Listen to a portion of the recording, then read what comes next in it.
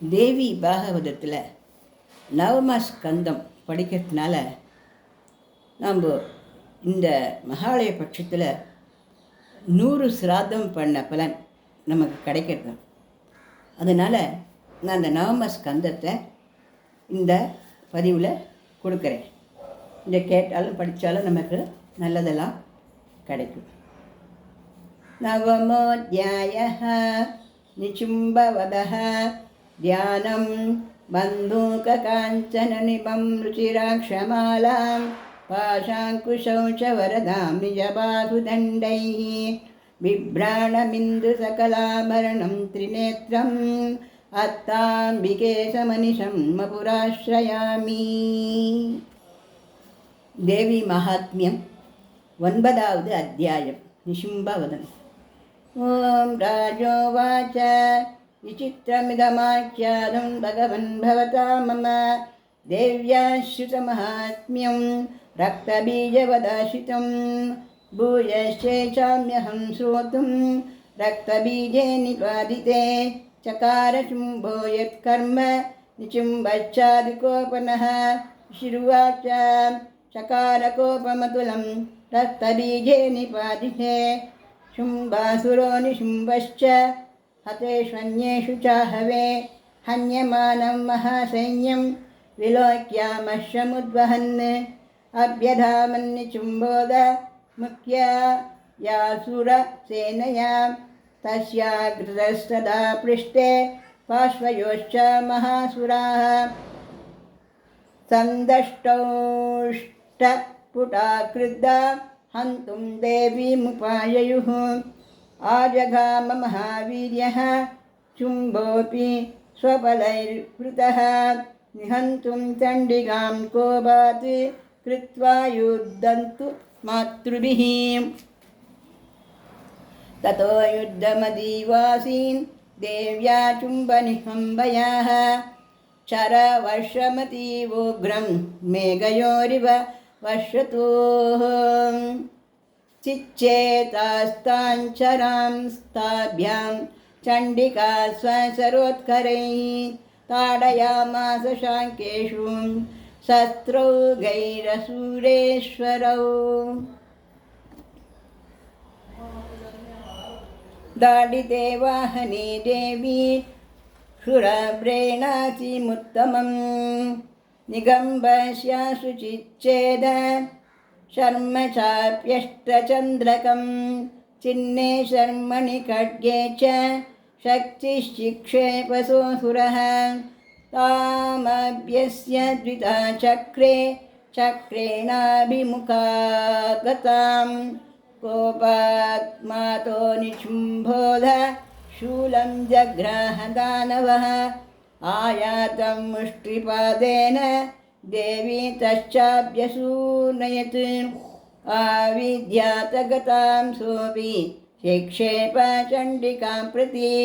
सापि देव्या त्रिशूलेन भिन्ना भस्मत्वमागता ततः परशुहस्तं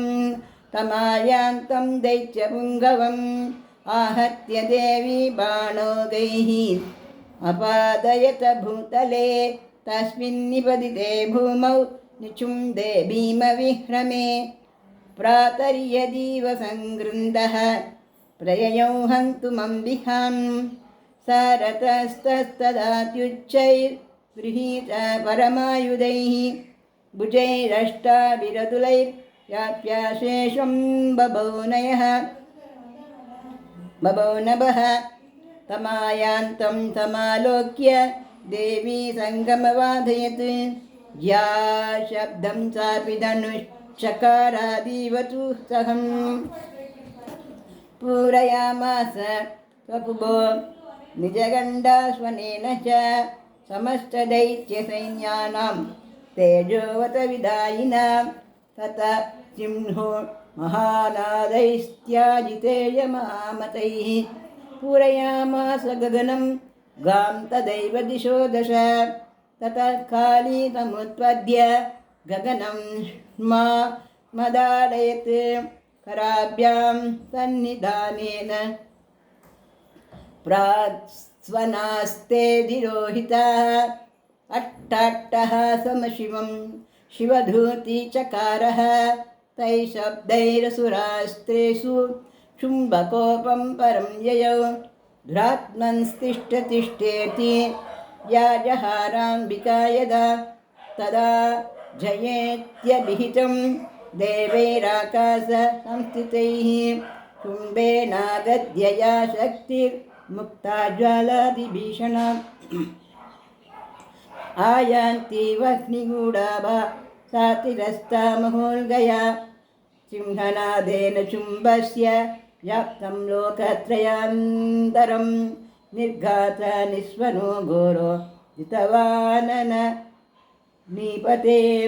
शुम्भमुक्ताञ्चरान् देवी शुम्भस्तत्रहिताञ्चरान्